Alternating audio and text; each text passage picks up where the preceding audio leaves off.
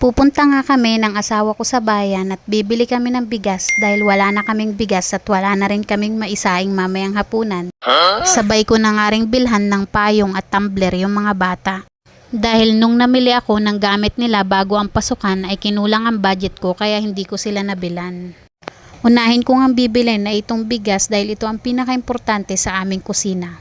Pag-ulam kasi mabilis lang mahanapan. Pwede ka lang mag-ulam ng bagong. Pwede ka lang mamitas ng tanim ng kapitbahay. Char. Huwag ganun, makukulong tayo, mapapaaway pa tayo. Imbis na mabubusog ka, magkakasakit ka pa. Yung asawa ko nga pala ang pinagpili ko ng bigas dahil siya maselan sa kanin. Kung ako lang naman ay pwede na sa akin kahit binlid lang. Char lang.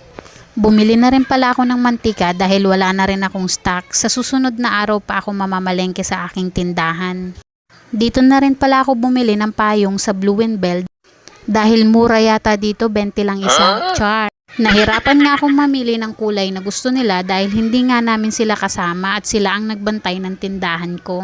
Bilib naman ako sa mga anak ko dahil kahit anong kulay lang naman ang kunin ko ay tinatanggap din nila. Kahit hindi namin nabili ang favorite color nila ay masaya din naman nilang tinanggap. Di ko rin naman kasi alam kung anong favorite color nila kasi paiba-iba din naman sila ng gustong kulay. Bumili na rin pala kami ng big notebook dahil kinulang pala yung binili ko nun. Tigalawa pala dapat sila at hindi tig-isa. Binulong daw nila kanina kay papa nila na dagdagan yung big notebook nila at huwag daw sabihin sa akin. Pwede ba namang hindi ko malaman yun? Si papa pa nila walang sinisikreto sa akin yan. Char! Binilan ko rin sila ng long plastic envelope with handle dahil kailangan daw nila to sa school. Binilan ko na rin sila ng tig-isa nilang suklay dahil kahit maliit yung bahay namin ay ang hirap-hirap hanapin ng suklay. Hinahanap ko nga rin yung kasama ko dahil sabi niya ay siya na ang mamimili ng tumbler ng mga anak niya. Ayun at ang lusog din. Ano ba to, daddy nila? Bumili na rin pala ako ng toothbrush nila dahil since birth pa yata yung toothbrush nila dyan. Hindi. Nasisi pa nga nila ako dahil pinang-brush ko daw doon sa alimango. Sana all may alimango. Hindi ko nga matanda ang bumili kami ng alimango nun eh. Dito nga ay hirap na naman akong mamili kung anong kulay ang pipiliin ko. Hindi naman pwedeng magkapareho sila ng kulay. Binilan ko na rin sila ng clamp nila sa buhok dahil gusto raw nila ito. At itong lip gloss, kinuhanan ko na rin sila dahil gusto daw nila itong itry. Dahil naikwento ko nga sa kanila na iyan ang ginagamit ko nung nag-aaral ako ng high school. Pauwi na nga kami ay nag-uusap kaming mag-asawa kung anong ipapasalubong namin sa dalawang bata. Ito na lang daw empanada dahil gustong gusto nila to. Kaso bihira naman silang makatikim dahil ang mahal-mahal nga naman yan. Tapos 4 na order pa dahil hindi lang naman pwedeng sila lang ang kakain, kami rin naman no.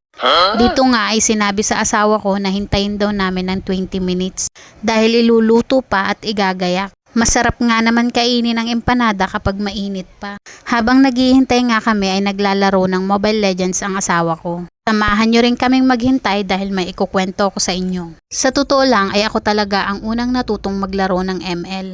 Way back 2020 pandemic time, sikat na ang Mobile Legends nun at yung asawa ko ay wala pang kaalam-alam sa trending. Facebook at YouTube lang ang libangan niya. Kaya sabi ko sa kanya, tuturuan ko siyang mag-ML dahil siya na lang yata ang hindi marunong maglaro nun. At kapag nagkukwentuhan yung mga barkada niya ay hindi siya nakakasabay dahil hindi naman siya marunong.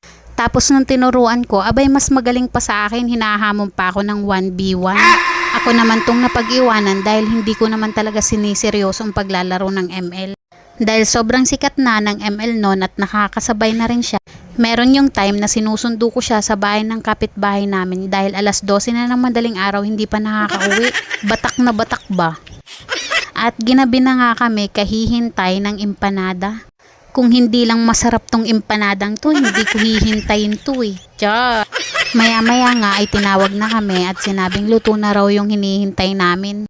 Pauwi na nga kami ay tinanong ako ng asawa ko kung ano yung ulam namin. Sabi niya ay bumili na lang daw kami ng pritong manok dito sa daan. Dahil ginabi na nga kami at hindi na rin makaabot kung iluluto ko pa. Mabuti na lang at merong pritong manok na napagbibilan dito sa amin. O sige na, bye na dahil paniguradong hihingi sa akin ito ng pambayad.